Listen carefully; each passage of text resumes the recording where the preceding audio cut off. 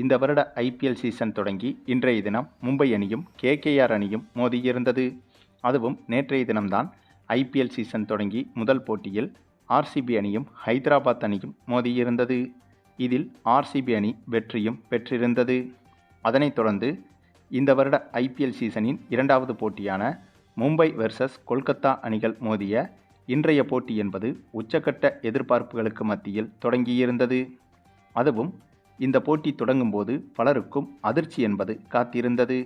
அது என்னன்னா, இந்த போட்டியில் மும்பை அணியில் இருந்த சூரியகுமார் யாதவ் இந்த போட்டியில் சப்ஸ்டிடியூட் வீரராக மட்டுமே அணியில் இருந்தார். அதாவது மும்பை அணியின் ஆடும் 11இல் சூரியகுமார் யாதவ் இன்று களமிறங்கவில்லை. அதுவும் சூரியகுமார் யாதவுக்கு காயமோ அல்லது மற்ற ஏதேனும் ஒரு சில காரணங்களோ கிடையாது. அப்படி இருக்கும்போது இன்றைய போட்டியில் இவர் ஒதுக்கி வைக்கப்பட்டார் என்றுதான் சொல்ல வேண்டும். இதுவே மும்பை ரசிகர்கள் உட்பட ஐபிஎல் ரசிகர்களுக்கு அதிர்ச்சியாகத்தான் இருந்தது. அதன் பின்னர் இந்த போட்டி தொடங்கி டாஸை வென்ற மும்பை அணி முதலில் பந்து வீச்சை தேர்வு செய்திருந்தது. அதுவும் இந்த போட்டி மும்பை அணியின் ஹோம் கிரவுண்டான வான்கடே மைதானத்தில் வைத்துதான் தொடங்கியது. பின்னர் முதலில் பேட்டிங் செய்ய களமிறங்கிய கொல்கத்தா அணியை பொறுத்தவரையில் ஆரம்பத்தில் உச்சக்கட்ட அதிரடியில் மிரட்டியிருந்தது கொல்கத்தா அணி. ஆமாங்க, கொல்கத்தா அணி பேட்டிங் செய்ய களமிறங்கி ஓப்பனிங் இறங்கிய கொல்கத்தா கேப்டன் ரஹானே அதிரடியாக விளையாடி 40 பந்துகளில் 67 ரன்கள் வரை குவித்திருந்தார். அதோடு மற்றொரு ஓப்பனரான ஃபின் ஆலன் என்பவர் இவரும் அதிரடியாக விளையாடி வெறும் 17 பந்தில் 37 ரன்கள் வரை எடுத்திருந்தார்.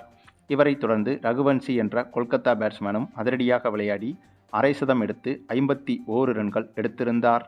பின்னர் கடைசியாக களமிறங்கிய ரிங்கு சிங் இவரும் அதிரடியாக விளையாடி 33 ரன்கள் வரை எடுத்து கொடுக்க, இதனால் 20 ஓவர்கள் முடிவில் 4 விக்கெட் இழப்பிற்கு 220 ரன்கள் எடுத்திருந்தது கொல்கத்தா அணி. அதாவது இந்த ஒரு இலக்கு என்பது மும்பை அணிக்கு மிக மிக கடினமான இலக்கு என்றுதான் சொல்ல வேண்டும்.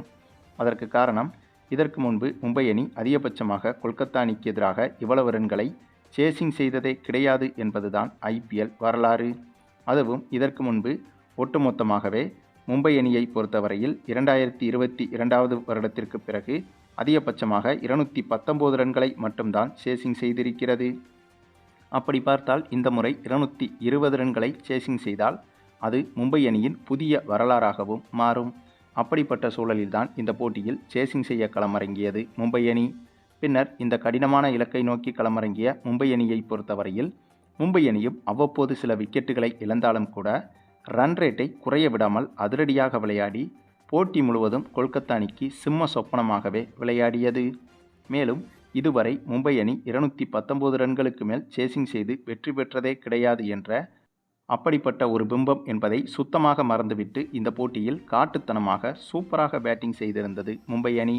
அதாவது இதற்கு முன்பு எத்தனையோ முறை 220 ரன்களை சேசிங் செய்தது போலத்தான் இந்த போட்டியில் மும்பை அணியின் பேட்டிங் என்பது அமைந்திருந்தது. அதுவும் சொந்த மைதானம் என்ற அட்வான்டேஜும் மும்பை அணிக்கு இருந்ததால் எதிரே மிகப்பெரிய இலக்கு இருந்தாலும் கூட மும்பை அணி பேட்ஸ்மேன்களில் அடுத்தடுத்து அதிரடியாக விளையாடியதால் இந்த போட்டியில் மும்பை அணி எளிதாகவே வெற்றி பெற்றது. மேலும் மும்பை அணியின் இந்த ஒரு வெற்றியால் மும்பை அணிக்கு எந்தளவுக்கு மகிழ்ச்சியோ அதே அளவுக்கு சிஎஸ்கே அணியும் மகிழ்ச்சியாகத்தான் இருக்கும். ஏனென்றால் மும்பை மற்றும் கொல்கத்தா அணிகள் மோதிய இந்த போட்டியின் வெற்றி தோல்வி என்பது, அதாவது இந்த போட்டியின் ரிசல்ட் என்பது சிஎஸ்கே அணி உள்பட மற்ற ஐபிஎல் அணிகளையும் புள்ளி பட்டியலில் மறைமுகமாக பாதிக்கும். அப்படி பார்த்தால் இன்றைய போட்டியில் மும்பை அணி வெற்றி பெற்றது என்பது அடுத்தடுத்த போட்டிகளில் சிஎஸ்கே அணிக்கு வரப்போகும் பிரஷரை குறைக்கும் விதமாகத்தான் அமைந்திருக்கிறது. ஏனென்றால் ஐபிஎல் வரலாற்றில் மும்பை அணியை பொறுத்தவரையில் எப்போதுமே ஜாம்பவான் அணியாகத்தான் திகழ்ந்து வருகிறது. கடந்த ஒரு சில சீசன்களில் மட்டுமே மும்பை அணி சொதப்பியிருந்தது.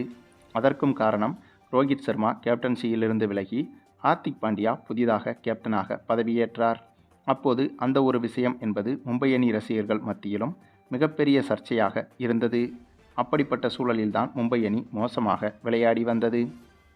ஆனால் அந்த விதமான சர்ச்சைகள் ஓரளவுக்கு இப்போது முடிவுக்கு வந்துவிட்டதால் மும்பை அணி பழைய ஃபார்மில் கண்டிப்பாக விளையாடும். அதற்கு ஒரு உதாரணம்தான் இந்த ஒரு போட்டி. அப்படி இருக்கும்போது மும்பை அணியை பொறுத்தவரையில் எப்படியும் பிளே ஆஃப் சுற்றுக்கு தகுதி பெற்றுவிடக்கூடிய வாய்ப்பு என்பது மும்பை அணிக்கு அதிகமாகவே இருக்கிறது.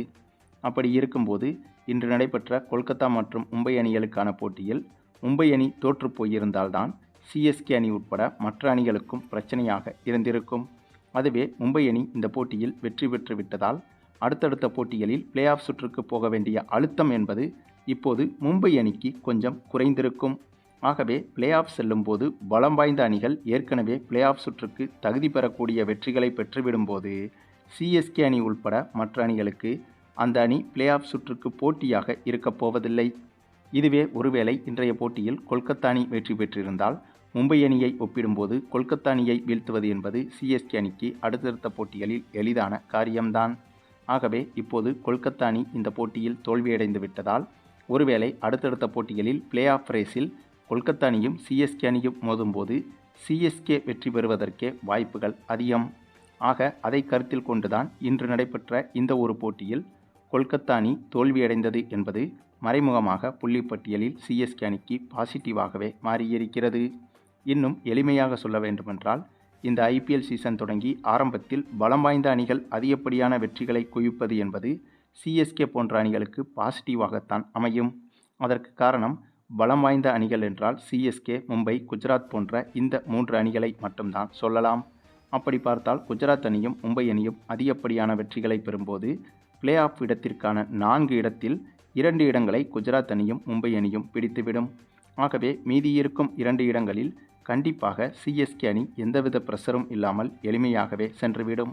ஒருவேளை இப்படியாக சீசன் தொடங்கி ஆரம்ப கட்டத்திலேயே மும்பை, குஜராத் போன்ற ஜாம்பவான் அணிகள் தொடர் தோல்விகளை சந்தித்தால் இந்த சீசன் போக போக போட்டி என்பது கடுமையாக மாறும்.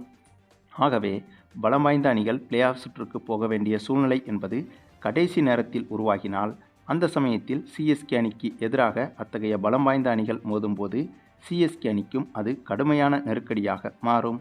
ஒருவேளை ஆரம்பத்திலேயே பலம் வாய்ந்த அணிகள் பிளே ஆஃப் செல்வதற்கான வெற்றிகளை பெற்றுவிட்டால் கடைசி கட்ட போட்டிகளில் பலம் வாய்ந்த அணிகளில் பெஞ்சில் இருக்கும் வீரர்களுக்கும் வாய்ப்புகள் கொடுக்கப்படும்.